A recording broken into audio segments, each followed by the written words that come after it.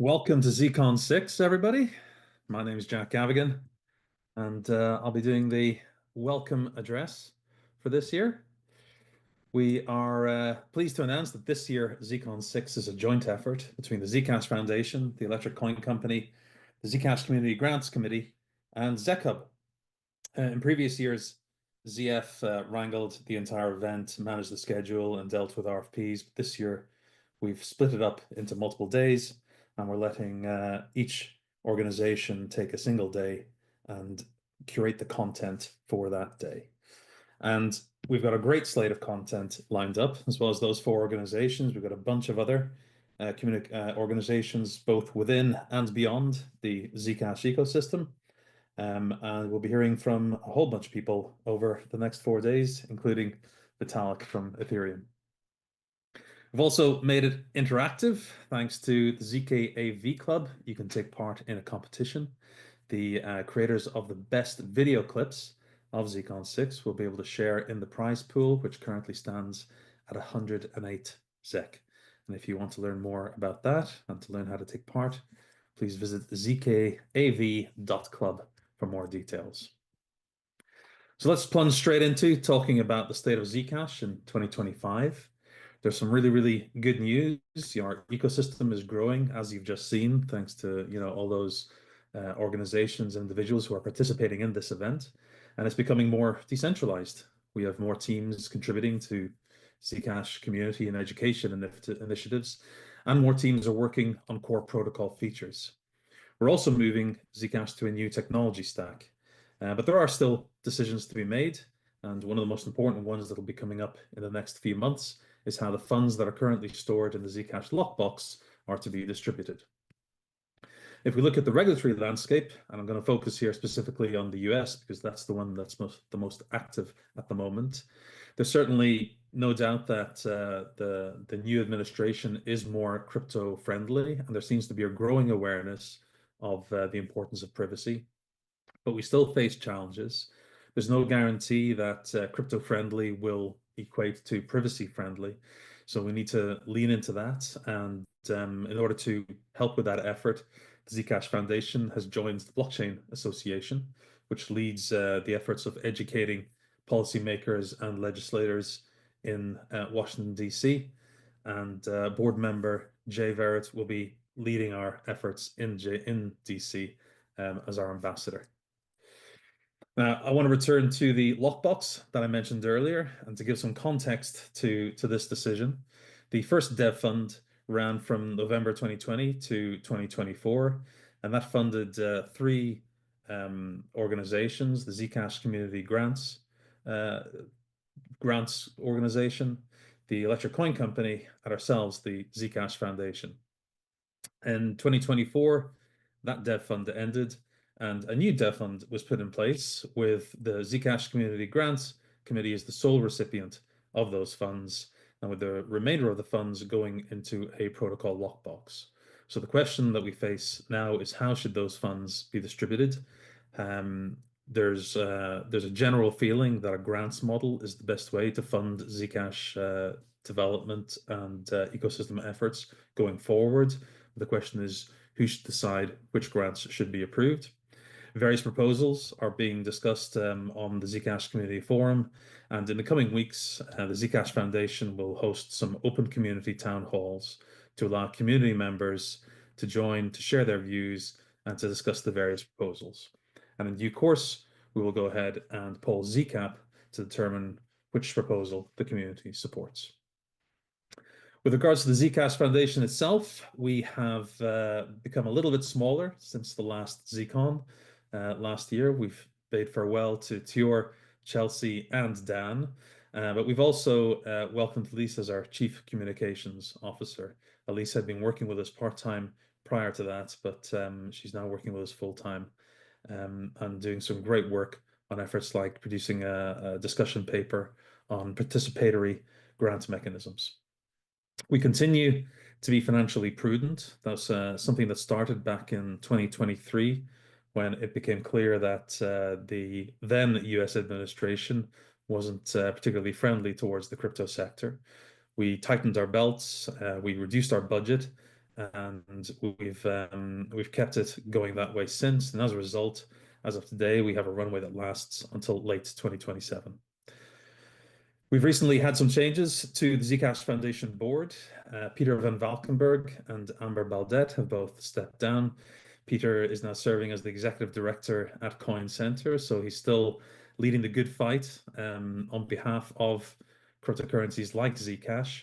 And we'll be hearing from him later as part of the regulatory panel that we have scheduled for later today.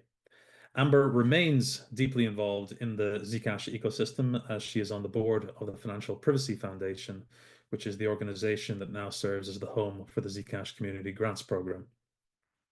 And in their places, community members Taylor Hornby and Ted Hoffman have stepped up to join the board. Taylor will be familiar to many people as he's been involved in Zcash since very early on. He served as head of security at ECC, and then also worked on security for the broader ecosystem under a grant from the ZCG committee. And Ted has been part of the community for quite some time. And we're pleased to welcome them both to the board so that we now have community representation on the board of the Zcash Foundation. Another big change for us this year is that the foundation became the sole steward of the Zcash trademarks. I want to provide a little bit of background to that. The trademarks were first registered by ECC back in 2016, and they were used to prevent the creator of Z Classic from naming it Zcash Classic, which would have caused a fair degree of confusion around the time that Zcash was launching. In 2019, ECC donated those trademarks to the Zcash Foundation, and both organizations entered into an agreement which governed how the trademarks were to be used and how the name Zcash was to be applied to the Zcash cryptocurrency. That involved various agreements to not change the protocol without the other party's agreement, and to not change the way that the policy was, the trademark policy was enforced without the other's agreement. Last year, ECC chose to terminate that agreement, and as a result, we revised the trademark policy. And in doing so, we believe that we've made it shorter, simpler, more permissive, and more minimized in scope. And our priority is to stop bad actors from misusing the trademarks to conduct fraud or to deceive people. In terms of how that equates to governance of the Zcash protocol, well, Zcash is an open and decentralized cryptocurrency, and we don't feel that the trademarks should be used to enforce governance decisions. What we will say is that as the custodians and stewards of the Zebra node software, which will soon become the sole node software for Zcash, we will consult the community to determine what changes should be implemented in Zebra. But ultimately, Zebra is open source and people can fork it, they can implement whatever changes they want, and they can invite others to run that software. Now that could lead to a hard fork of the Zcash cryptocurrency. And if that does happen and that fork is persistent, then the foundation may use the trademarks to call for naming conventions to make sure that there's no confusion between the two forks. But what we will not do is try to use the trademarks as a means of persuading the larger public that one or other fork is the only legitimate version of Zcash. For the Zcash Foundation itself, we've been working for a long time on Zebra, which is a new Rust-based implementation of the Zcash protocol. That's been launched. It's in use in the wild, and I'm happy to be able to say that the majority of like wallets now use Zebra at the back end. Our other major piece of research work was on Frost, which provides multi-sig style functionality for shielded Zcash, and that is now ready for wallet integration. So right now, our primary priority is focusing on getting Zebra ready for Zcash deprecation. And I'll talk a little bit about the new stack that we're moving to once Zcash is deprecated. And once that is done, we'll be looking at supporting the ecosystem from migrating from Zcash to that new stack, and then the future enhancements to Zcash, which include adding Zcash shielded assets to Zebra and any other NU7 features. So looking at the Zcash technology stack, today we have Zcash, which is the OG Zcash node dating back now 8 years. It was originally a fork of Bitcoin D, so it is beginning to show its age. and it's been developed and maintained by ECC since 2016. We also rely on a set of core crypto libraries which implement the zero-knowledge proofs-based functionality of Zcash. Those are implemented in Rust, and again, those are developed and maintained by ECC. Then finally, the key piece for light wallets is Light Wallet D, which is written in Go, and that makes it possible to use light wallets like Y Wallet, Zashi, and Zingo Wallet to interact with the Zcash blockchain. That again has been developed and maintained by ECC. But we're pleased to be able to say that that now can connect and use Zebra at the back end as well as Zcash D. And finally, we have Zebra, which is the new consensus node, but which does not have as much inbuilt functionality as Zcash D. And most importantly, it does not have a command line wallet of the type that is used by exchanges. It relies still on ECC's core libraries, but it is developed and maintained by the engineering team here at the Zcash Foundation. And most importantly, it's built in Rust, which is a modern memory-safe language. So the new stack looks like this. It will have Zebra as the core node. There will be a piece of middleware called Zeno, which is under development by Zingo Labs, and that will act as an indexer, and it will also replace the Light Wallet D server and provide a mechanism for light wallets, a drop-in mechanism for light wallets to be able to connect to the Zcash network. And then finally, the Electric Coin Company is working on Zale, a new CLI wallet, which will provide the sort of mechanism and functionality that exchanges, miners, and such like need to be able to handle crypto deposits, withdrawals, and distributions. So that is currently under work, and at the end, once that is complete, we will have a fully Rust stack, so a modern memory-safe modular language, which provides a really good platform for the future development of Zcash. And that future development will take place, or will start with NU7, and there are a bunch of features which are being proposed for inclusion in that network upgrade. We do face a challenge, though. The more things that we try to include, the longer it is likely to take to get that network upgrade scheduled and deployed. So my personal view is that we should be focusing on getting Zcash shielded assets deployed first, and then dealing with the rest of the features at a later date. But we will be reaching out to the Zcash community, polling them, and getting their feedback on which features should be prioritized. And just to look back at how we got here, way back in 2021, we did a similar type of poll of Zcap, in which we asked what they believed the short and long-term priorities for Zcash should be.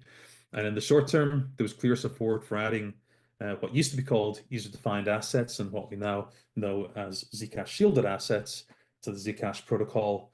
And then the longer term, there was support for adding programmability. In both the short and long term, there was also strong support for moving away from proof of work to proof of stake or something similar. And it's a little bit unfortunate to be here 4+ years later and to not really have made any significant progress on deploying any of these features. But there is a lot of work that's gone into these, and hopefully we'll see some deployed by the end of this year. Now, this kind of brings me on to a topic that I want to introduce to the community, which is around the technical challenges that we face as an ecosystem seeking to move Zcash as a protocol forward. The top one that we're just on the verge of sticking a line through is the fact that we've been relying on an aging C++ code base. It's been described as hell by some of the developers who have worked on it.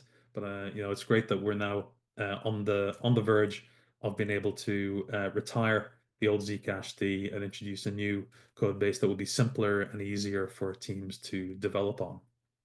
But as I've just highlighted, we face what I call the network upgrade bottleneck, which is where if we have a bunch of features that people want to see deployed into the Zcash protocol, We have to be very careful to make sure that we don't introduce too much complexity.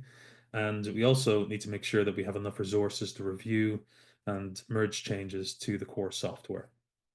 And obviously more changes, more features, that leads to a longer lead time because it takes longer to review and merge those. We also have a challenge of coordinating across multiple teams, and some of those teams are all working on the same software, so that can lead to moving goalposts for various teams. And we also have a protocol that has been running now for 8 years. So there's a lot of features in there that we still have to support, but which aren't really used anymore, or indeed aren't desirable anymore. And over those 8 years, we've seen a huge amount of growth of the blockchain, not least because of the sandblasting attack that happened from 2022 to 2023. So all this begs the question of, how do we best move forward in a way that allows us to become more efficient and more agile and to be able to deploy new functionality in a quicker manner. So one of the ideas that we've been kind of spitballing about is, what if we migrate Zcash to a new blockchain? We could retire the old blockchain and spin up a new blockchain, have people bridge their ZEC across, and that would leave us with a clean slate from which to work with a more efficient protocol. We could get rid of some of the legacy stuff that we've inherited from Bitcoin, and we could move forward with some of the new features that are in the pipeline, things like atomic swaps coming hot on the heels of the deployment of ZSAs. We also have the Electric Coin Company and Shielded Labs working on trailing finality, which is an important feature with regards to blockchain interoperability in the future. And we also have Shielded Labs, who have created or built the network sustainability mechanism feature, which will help ensure that Zcash remains sustainable in the long term. So here I've kind of illustrated how we might conceivably move from the current protocol to a new, more streamlined protocol. And one of the key important factors in that is building a bridge that can allow people to migrate their ZEC from one to the other. And that's something that we at the Zcash Foundation have become quite interested in. And we've thought a lot about it and thought about the advantages that that bridges can bring to Zcash. We already, of course, have teams who are working on bridges. We have the Red Dev team who are building a bridge from Zcash to the Avalanche network, and that will allow for ZEC to be bridged from Zcash onto other chains and to be able to be used in a tokenized fashion on those other chains. After Zcash shielded assets are deployed, however, we also have the possibility of taking assets from other chains onto the Zcash network. And then once atomic swaps have been deployed, the prospect of being able to trade those assets on the Zcash network in a shielded fashion using atomic swaps. And then finally, we could also, if we have bridge functionality built into the Zcash protocol, and to be clear here, I'm talking about non-custodial bridge functionality. So a situation where you don't have to trust anybody to operate the bridge. Then it also opens up the possibility of being able to operate side chains alongside the main Zcash chain. And what this could potentially do is open up the possibility of loosening that bottleneck that we have when we try to add too much into the Zcash protocol. We could look at creating side chains that will allow teams to deploy new functionality and features in a way where ZEC can be bridged from the primary chain onto those side chains for people to experiment with and to play around with new features. And if we can do it for one, then why can't we do it for multiple chains? And we could potentially be looking at a situation where more and more teams can come to Zcash in the knowledge that if they want to introduce new features and make Zcash more functional, they're not facing this bottleneck of needing to squeeze everything into a potentially limited number of network upgrades. And this is a potential feature for Zcash that we think could make it more welcoming and attractive to other teams to come and build upon.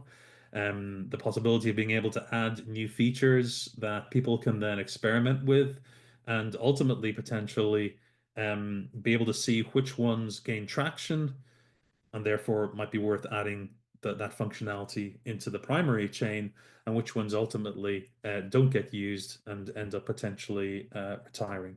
But this is something that we're interested in exploring.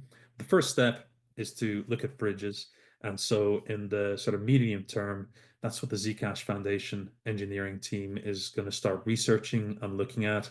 And what we're intending to do is to look at what options are available to take existing software off the shelf and apply it to Zcash rather than trying to build something from scratch ourselves. So it wouldn't be a good presentation, I feel, if we didn't finish off with one more thing in the best traditions of Apple's presentations. And in this case, I've been working on Zcash since shortly before it launched. And in that time, the Zcash community has grown from just ECC to the ecosystem that we have today that I showed on that slide earlier, with multiple teams contributing to Zcash in a variety of different ways. And as the Zcash ecosystem grows and becomes more decentralized, which is something that we very much want to happen, its institutions must also adapt and evolve. And that is especially true of the Zcash Foundation. It's been my privilege to lead the foundation over the past 4 years, but part of my responsibility as executive director is to recognize when the time is right to step down and to let someone else take the helm. Now, I believe that time has now come, and so I'm pleased to be able to announce that I'm stepping down as executive director of the Zcash Foundation. Alex, our COO, will be stepping up as interim ED while the foundation board recruits a new successor. And I want to thank the foundation team and its board members, both past and present, for granting me their trust, support, and their patience over the past 4 years. I'll continue to be part of the Zcash ecosystem.